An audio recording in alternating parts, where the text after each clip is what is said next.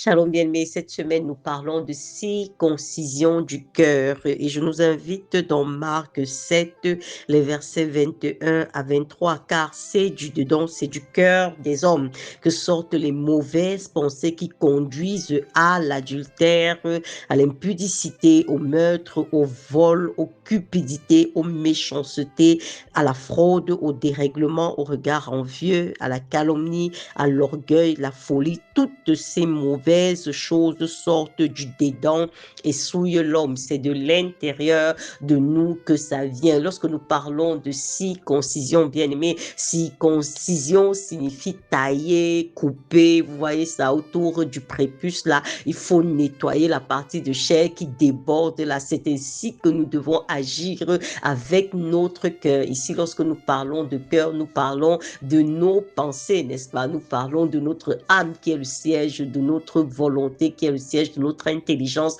qui est le siège de nos émotions.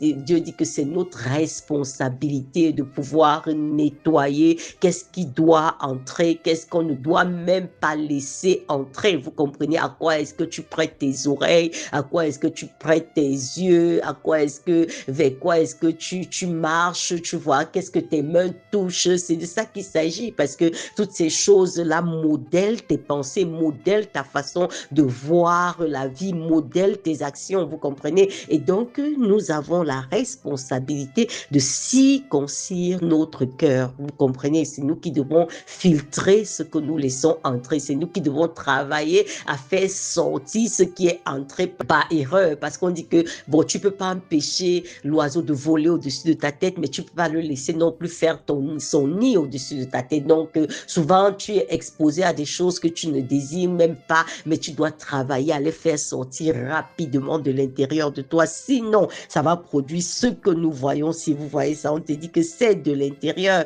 que ça vient, n'est-ce pas? Et c'est parce que tu acceptes de nourrir des pensées qui ne sont pas correctes que tu vas te retrouver dans des choses comme l'adultère, comme l'impudicité. Tu vois ça? Parce que ce sont ces yeux-là qui stimulent ton corps, qui stimulent ton être pour t'amener dans le péché. Vous comprenez ça? Donc, lorsque nous parlons de circoncision, il s'agit de filtrer.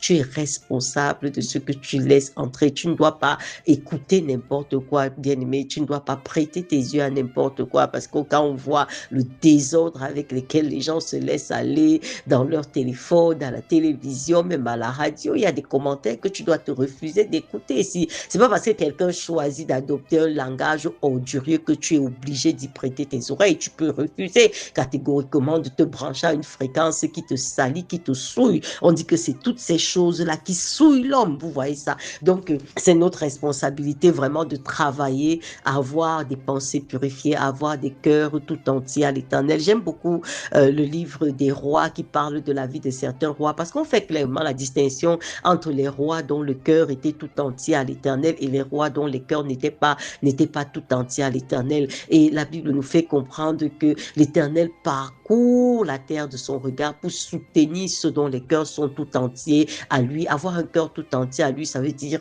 avoir pris la décision ferme de suivre le Seigneur et de fuir tout ce qui va à l'encontre des voies de Dieu, n'est-ce pas? C'est ça. Ça ne veut pas dire que en réalité ta chair ne peut plus pécher. Non, nous sommes dans un corps de chair.